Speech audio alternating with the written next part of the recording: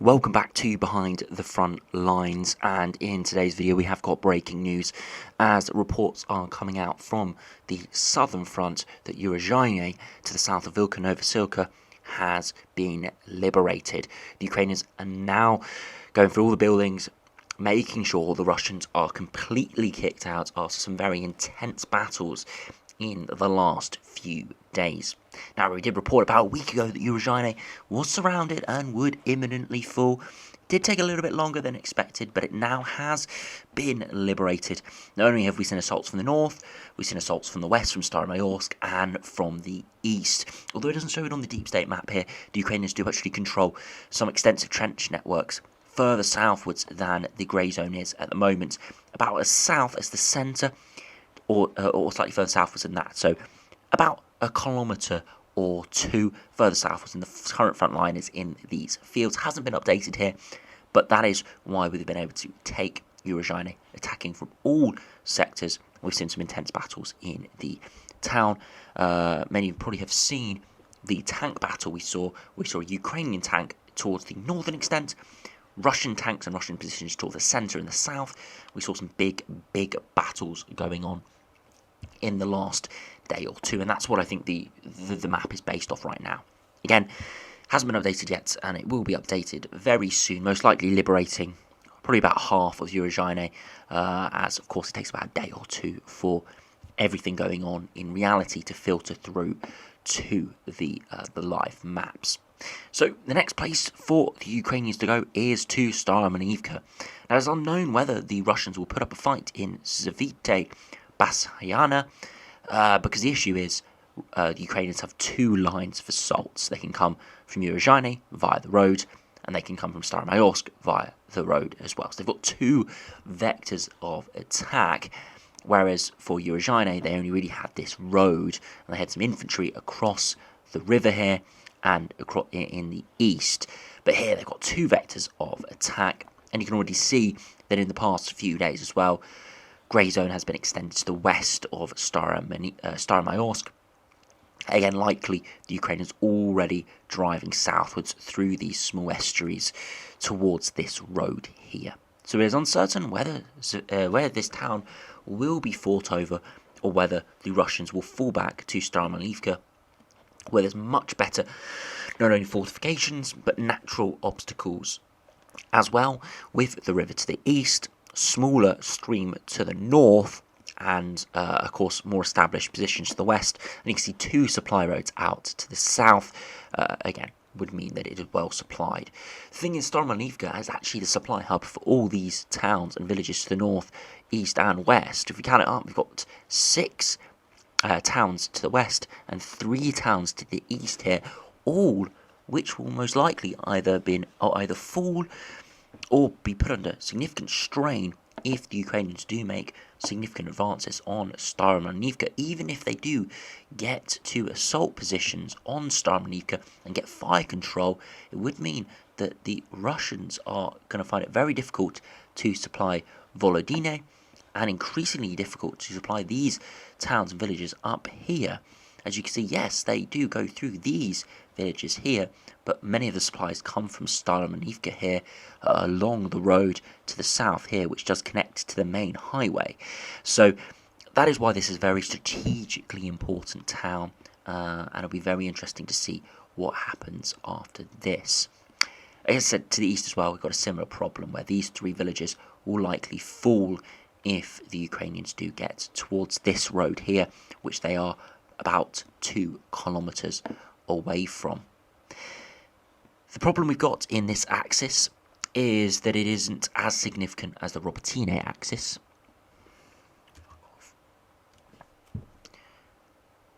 It isn't as significant as the Robotyne axis because if we look practically at this assault, this counter-offensive is most likely going to be able to break these Russian defences, or the aim is to break these Russian defences and carve out a big chunk of land.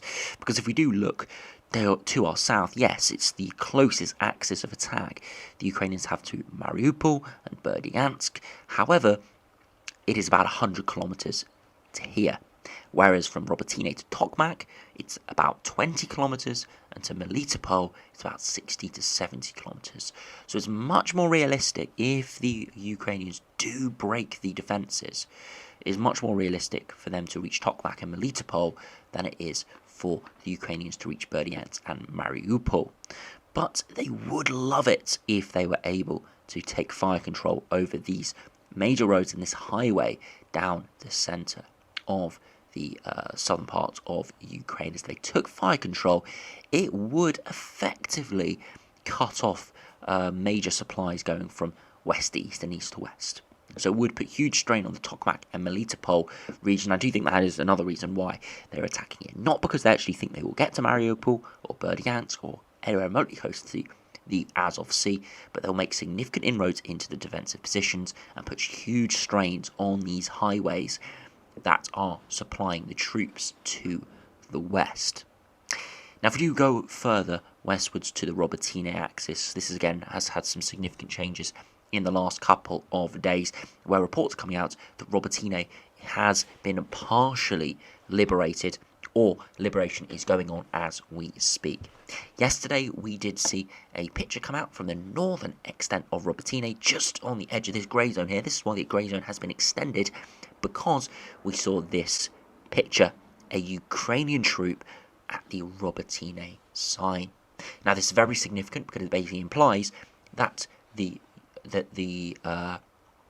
Ukrainian assault units are now in the town, or at least in the extremities of the town. Reports are that the Ukrainians have taken these trench networks to the west, and they did assault from this eastern direction, and that's why they've been able to get a foothold in the town, because they have been assaulting from the north and from the east unsuccessfully, but now they've got this third direction. The Russians aren't able to cover all sides, and essentially has shoved them out the northern extent. We're not hearing a lot of reports coming out of Robotyne in the last day or so, since we saw that picture, since we saw that big update. But the overall consensus is that the northern part is either very much contested or under Ukrainian control, and the southern part is still under Russian control. But that could have changed. We're just not hearing a lot about it. The Russians won't want to report on it because it is embarrassing if they lose Robotyne, and at the same time the Ukrainians won't want to talk about it, as they do not want to get any unnecessary information out to the Russians or anyone online who could help out sort of positioning the Ukrainian troops, as at the moment this axis is the most promising axis, as I said earlier, to take Tokmak all the way down to Melitopol. So if they have got momentum, if they have liberated Robotyne and are moving southwards, the last thing they want to do is for it to be widely known where the Ukrainians have got positions. So I do think the Ukrainians will be very slow to say that Robotyne will be liberated. Of course, it's a very good morale boost, and I'm sure they will do it once Robotyne is completely liberated, but they won't release anything officially, I think, until it is completely liberated. They will, of course, put out the traditional advances have been made in this direction, but I don't think we'll hear that Robotyne is officially liberated for another couple of days. Reports are also that the Ukrainians have made more inroads into these tree lines to the south. Whether it's grey zone or whether it is Ukrainian controlled is unknown, but as I said, this map is about a day or two out of date from live reports, and that is why the north is still red here. These trench networks are still red, and some of these tree lines are still red. These are actually now in the grey zone, if not liberated. But we can see the road to Tokmak is very, very difficult. But it is one straight road now down to Novoprokopivka. That will be a very tough battle. And then finally, we're on the main line of Russian defence. However, the problem we get with these Russian lines of defence that I don't hear spoken about that much is that these defensive lines are really only effective if they are properly manned. And of course, this has been a highly attritional offensive so far, and the Russians are losing many soldiers. The reports are on the last day or so that the VDV have been called up from the Kherson region, which we'll talk about in a minute because there's been significant updates from that region. But as a result, the significant updates there was a result of the VDV being withdrawn from Kherson and redeployed towards Robotyne and generally towards the Orikhiv axis, as the Russians are running out of troops in the brigades positioned here already. So yes, major defensive lines to the south, but if the Russians don't have the troops to man them, they're manned thinly or manned poorly, then they will put up nowhere near the battle that some of these northern defensive positions did put up, or have put up so far, that were manned with fresh troops. So we also have to take that into account. These lines look very difficult. They are going to be difficult, but they might not be as difficult as some are making them out to be, because the troops just not there to man all of these positions. But Tokmak is in striking distance. It will need some significant assaults in the next couple of weeks. And if the Ukrainians do finally put in their 11th Corps, which is their main thrust force, which some are saying has been started to be deployed, others are saying it hasn't yet. It does contain thousands of troops, including all of the modern equipment. It's fully NATO equipped, probably the most well-equipped units in the whole of the Ukrainian army. They are on standby to take out any advances, any breakthroughs, and perhaps they will be used in this axis in the coming days. But we've got another significant update, as I said, from the Kherson region. Now, it's not particularly well shown here on the Deep State map. They have not really updated it, which is very surprising because pretty much every other map has updated it. But you can see a small grey zone here towards the Dacha area to the north of Oleshki. But reports are that the majority of these islands to the south of Kherson City, that is, are now under Ukrainian control. And the reports are towards Kozachi, Lahiri, these trench networks, into these fields, and some of these western houses are now under control of Ukrainian special forces. Now, it isn't a significant force. Reports are that it's in the tens, maybe hundreds of troops, which does sound a lot, but compared to the whole Russian along this line really isn't that much. They would need thousands of troops here if they really wanted to create a proper bridgehead and have any assaults and establish any real positions. But reports are they've taken all of these islands and have crossed into the Kozachi Lahiri area and are making significant nuisances there. And essentially, some argue this could be opening a new front. I do think that is very optimistic. If the Russians don't have the troops here, of course they have withdrawn the VDV from this situation, and that's why we've seen significant updates in the last few days, because those VDV soldiers have headed to Robotyne and towards to the Orikhiv line to try and halt advances there. It's allowed the special forces to move in here against pretty poorly trained, poorly equipped Russian troops, and have made significant gains, taking this territory, putting up a big nuisance and stretching Russian lines. This is all setting up for a big thrust from the Ukrainians. This here is to draw those troops back from Orikhiv. If they don't come back from Orikhiv, the Ukrainians will still continue to pound assaults in this location, but they will step up their action across the river here. And I suspect they'll try and get more bridgeheads. Eventually the Russians will have to respond and perhaps withdraw some troops from the Zaporizhia region. And when they do that, then the Ukrainians will make significant attempts at a breakthrough. So things are really on the tipping point now. Any day we could see some huge changes, not only from assaults going on at the moment, but from the application of that 11th Corps, that big army that is in reserve at the moment. The last area of Ukrainian advances towards the Bakhmut area. No significant changes in the control map today, but we are hearing that the Ukrainians are continuing to make slow advances, coming up against many Russian reserves. Again, they may make a big push here, but the reports at the moment, they are fairly content at holding their positions and attriting the poorly manned Russian troops pushing in. all the conscripts getting thrown to the front line to hold on to Kernivka, Andriivka and Klishivka at all costs. And it's difficult to see here, but the Ukrainians pretty much sit on all the high ground to the west and are able to have complete fire control over these towns. So yes, they're technically under red control, but if the Ukrainians really wanted to, they could assault these towns, and I'm sure they would take them with quite a lot of ease if they really did commit the troops. But at the moment, they don't want to commit the troops, and they'd rather take few losses and attrit the Russians. The last main axis of any changes is to the north, towards the Kupiansk front. We've had a lot of rumblings around a significant Russian offensive here. Reports are that they've taken some positions in a lot of these fields, and even started to assault Sinkivka. But at the same time, I'm hearing reports from Ukrainian sources that a lot of this is propaganda, basically trying to divert attention away from Ukrainian advances and Ukrainian successes in the south, with Russians making minor successes here, taking a matter of a few hundred meters, a few kilometers, but in irrelevant territory, really.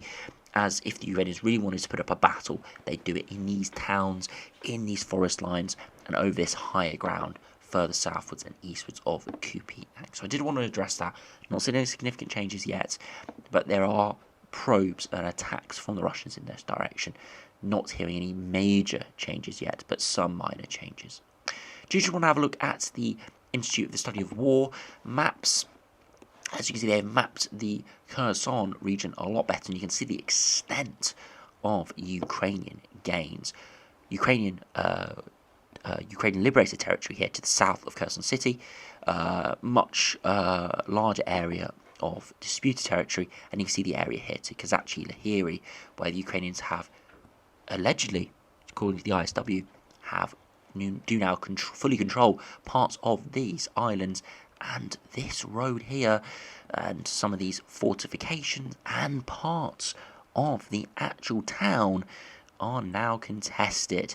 So again, Ukrainian special forces making a big nuisance. It would be very difficult for the Ukrainians to actually put a landing force in here that would be able to hold this for significant time and have an actual base where they can then attack further southwards and eastwards. It would be very difficult for them to establish that. But if the Ukrainians have done this so far, then obviously they do believe that this is a useful bridgehead to have, either potentially in the coming weeks to push on, or just to be a distraction method to try and draw those troops back from Zaporizhia. If we go back to the Zaporizhia front, just to have a look at what the Institute of Study of War is showing, you can see that they have now the northern extent of Robotyne, quite a large northern extent of Robotyne in the grey zone. They have some of those fortifications to the west in the grey zone, and they have some of those tree lines further southwards that I pointed out more in the grey zone. So it does look like the ISW map is a little bit more up to date. It is a bit pessimistic with Ukrainian held territory. The Deep State map was a bit closer to the town here to the north, but definitely looks a bit more accurate with the grey zone here. And if we do move over to the Urozhaine area, you can see that the Institute of Study of War has pretty much half of Urozhaine completely liberated now. And again, this will be at a delay of about a day or so. And very interestingly, ISW has the Ukrainian troops even further south than I anticipated, pretty much within fire control, even small arms fire control of the main route here towards Staromanivka here. Very interesting here, seeing very, very close by, and yeah, be pretty surprised to see Novodonetsk hold on if this map is true. So Ukraine's got fire control over that road here, and the road just to the south here into Staromanivka, they are within maybe a kilometre or so, or a few hundred metres of some of these smaller roads and the edge of this town here. So yeah, ISW definitely has quite a lot more progression from the Ukrainians. It'll be very interesting to see where they go from here. So anyway, thanks for watching. Hope you've enjoyed. We will have another update very soon as things are starting to rapidly change.